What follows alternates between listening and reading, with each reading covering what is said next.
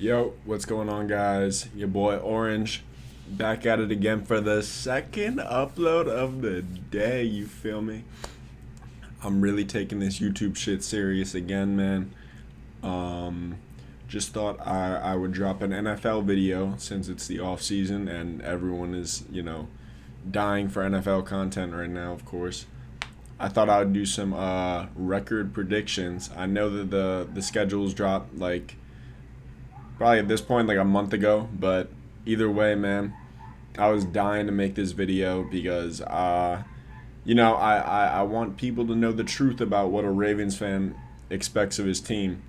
And I also wanted to do the Jets and Giants record predictions because I do live local to those teams, and I have a lot of Jets and Giants fans who watch my videos. So had to show some love for the teams that play in New Jersey but claim to play in New York. You know what I'm saying?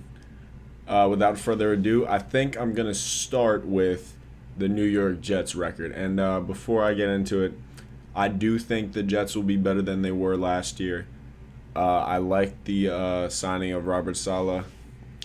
With that being said, though, I don't have them being much better than they were last year. They they changed some things.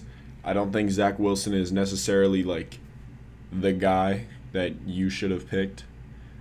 Honestly, thought that the pick should have been Fields, man. This whole time I thought it should have been Justin Fields. I didn't really understand why his stock was dropping, after the season had ended, and Zach Wilson's was only rising after the season had ended, which doesn't really make sense a lot of the times. But to start it off, they're playing Sam Darnold, their old QB in Carolina, week one. I chalked that up as an L for them. Uh, you know, Rookie quarterback week one gets thrown into the fire. Usually not going to be very good. Carolina does not have like a great defense or anything like that. But with that being said, I still don't believe in Zach Wilson week one. Just because rookie quarterbacks usually when you throw them in the fire, they're never pretty, man.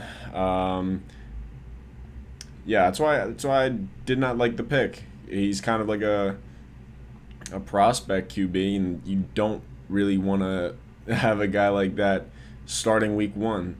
You know, you should if you wanted a week one QB, you're better off with Fields. But I'll stop with the Zach Wilson slander until we actually get to week one because I still think that there could be some upside to the kid. Week two, they have the Patriots at home. That's another L. Bill Belichick always knows how to fuck with rookie QBs. They did it with Herbert last year, just absolutely shut him down. A lot of people forget just how badly the Patriots shut down Herbert last season. And that was with like half of their defense having opted out that season. Pretty crazy. I'm losing to Denver. Could be a close one. Denver's not very great. Prove me wrong, Jets. Prove me wrong. And then Tennessee, another L. Shouldn't really be much argument there. Atlanta, I have them winning their first game, 1-4, week 5. Congratulations, Jets. I took this pick because, I think Atlanta's still going to be like kind of a solid team this season. Nothing to really get your hopes up about. And they are insane chokers. So it would only make sense for them to lose to the New York Jets and be their first win. First win coming in week 5, man. When was the last time that happened to the Jets? Couldn't tell you. Then they're at New England, coming off of their week 6 bye. First of all, I do not like the fact that the Jets have a week 6 bye. That's just horrible. They're gonna be so drained and dinged up by the time the season ends. To play, what is it, like 11 straight after that is just ridiculous. But yeah, coming off that the bye, they're at New England. You know what it is. That's another L. Game against Cincinnati, I chalked it up as a tie But usually those don't happen in the NFL. So by that I just mean, it could go either way. Uh, I don't really have too much faith in either team to win the game because, I mean, the Bengals looked great at some times last season, but other times it looked like they were trying to lose. So can't count either team out, man. It's just gonna come down to who wants to lose more. And week 9 they're playing Indianapolis. That's another L. Buffalo L. Miami though. Now that's a W. W Jets. Congratulations, you stole one against Miami. Going to 2-7-1. I actually have the Jets going on a 3-game win streak, guys. I can't tell you the last time that happened either. But yeah, Miami, Houston, Philadelphia, 3 straight. Philly is usually very hot and cold at times, so they do have these stretches where they lose to teams like the Jets, and then they'll put up a great game against a team like the Colts. So that's all I got to say about it. Then after that 3-game win streak, it's not fun. They lose 4 of their last 5 to New Orleans, Miami, not Jacksonville, Tampa, and then Buffalo. I do have the winning against Jacksonville. So their final record is 5-11-1. Nothing crazy, but if you're a Jets fan, you should be really happy about that. Looks like this team might be trending in the right direction for once. So, if the Jets go 5-11-1, I mean, my dad would probably be jumping off the walls. To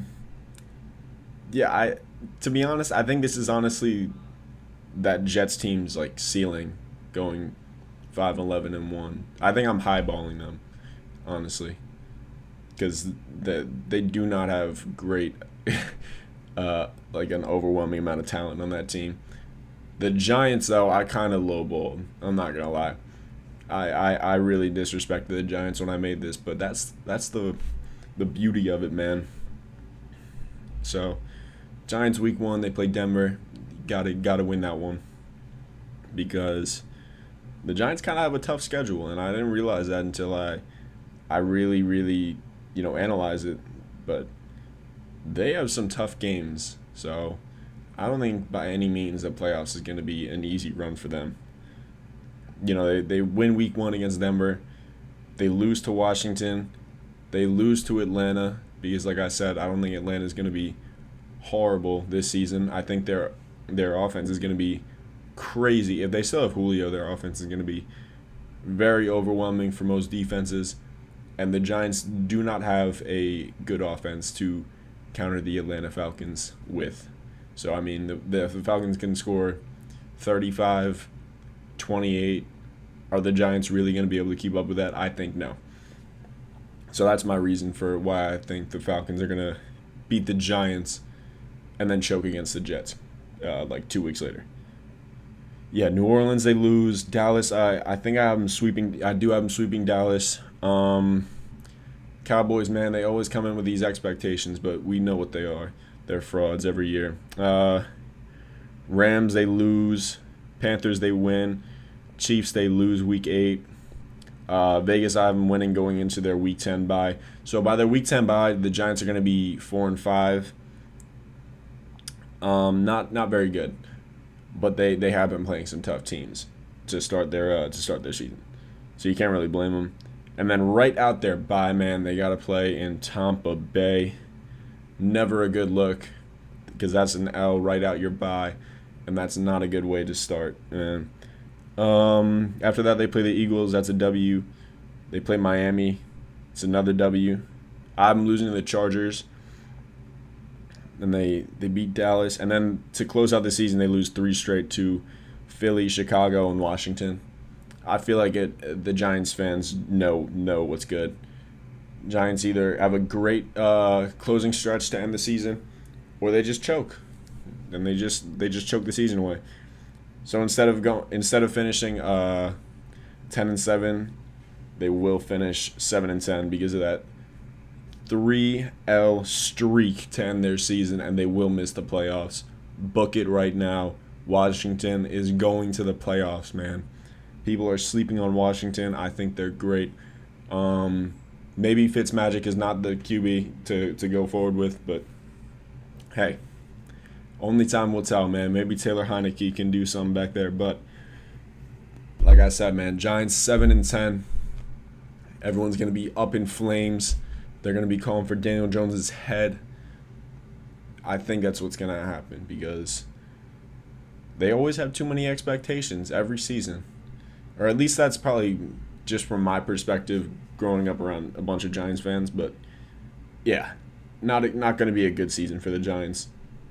Well, if you were a Jets fan and you had a 7-10 record, you would say it's a great season. But moving on, to the Ravens. Starting out the season for the Ravens, they got the first game in Las Vegas ever played against the Raiders, and that's gonna be a W to start the season off. Great momentum win, and then you run into the brick wall that is the Week 2 Kansas City Chiefs matchup. We always lose to the Chiefs. Happens every single year. Yeah, man, just our annual L. You know what it is. I just don't think the Ravens were built to keep up with a scoring team like the Chiefs. Their vertical offense is just too quick. They can score in like a minute, and that's not the game that the Ravens play. So you see why they beat them every year. Moving on, though, Week 3, Detroit. I think Detroit's going to be the worst team in the league, so fairly easy W. Denver, another W. Indianapolis, though, I think Indianapolis is taking that one against the Ravens. That's honestly their game to win for Indianapolis because they just play a great brand of football compared to the Ravens. I just think they do everything that the Ravens do like a little bit better. We'll see how Carson Wentz does, but yeah, as of right now, I do like the Colts in that game. They play the Chargers right after that. That's going to be a W in my book, but should be a great game, hopefully. I think the Chargers are going to be great next season. Like, honestly, could be a contender, but Herbert might be too young, so we don't know. We don't know. Week 7, we play Cincy, so that's another W. By their Week 8 bye, they're going to be 5-2. I could see them losing to the Chargers. I could see them losing to Vegas. So, at the worst, they are 3-4 at the Week 8 bye. But hopefully, they can be 5-2. The back half of the schedule is not going to be very easy. I do have them beating Minnesota. I have them losing to Miami, even though I do have the Jets winning against Miami and the Giants winning against Miami. The Ravens always drop like a disappointing game that you really wouldn't think of them to lose on paper. But they do it. They do it all the time. So have them losing to Miami, losing to the Bears too, because I feel like once they go on that streak, man, it's ugly. So they could drop 2 in a row to teams that they are superior to. But then after that, they win against Cleveland. I have them sweeping Cleveland. Cleveland is overrated, man. Sorry to say it. Baker Mayfield is trash. Dude is overrated. He's going to get a monster contract, and he doesn't deserve it. Crazy. But yeah, at Heinz Field, Pittsburgh going to hand us an L. Week 15, play Green Bay. I chalked it up as a tie once again because depending on whether Aaron Rodgers is in Green Bay or not will determine whether it's a W or L. If he's in Green Bay, this is an L. But if it's Jordan Love back there, give us that W, man. Closing out the season, though. Nice 3-game win streak against Cincinnati, the Rams, and Pittsburgh. The Ravens always come alive at the end of the season, man. That's something great about this team. They know when to get hot at the right time. And, yeah, I think they should beat the Rams. It's going to be a tough game. It's going to be a crazy game. But they have the potential to beat the Rams. I mean, we don't know how good Stafford's going to be, so that might be scarier than I imagine. But, yeah, man, just to wrap things up, I have the Ravens going 11-5-1. But you might as well call that like 12-5 / 11-6, because the tie game I don't actually see being a tie. It's just unpredictable. Like you don't know what's gonna happen with Green Bay. The Giants, man, sorry to say it, Giants fans, they're going 7-10. 7-10. Missing the playoffs. The Jets, man, I just feel bad for the Jets, man. Their division's on the come up right now, and they are still at rock bottom. Very sad to see. You hate to see it. 5-11-1 though. That's great if you're a Jets fan, man. I'll take that any day of the week if I'm a Jets fan. But anyways, man, thank you guys for watching the video. Orange Gatorade has to take a shit.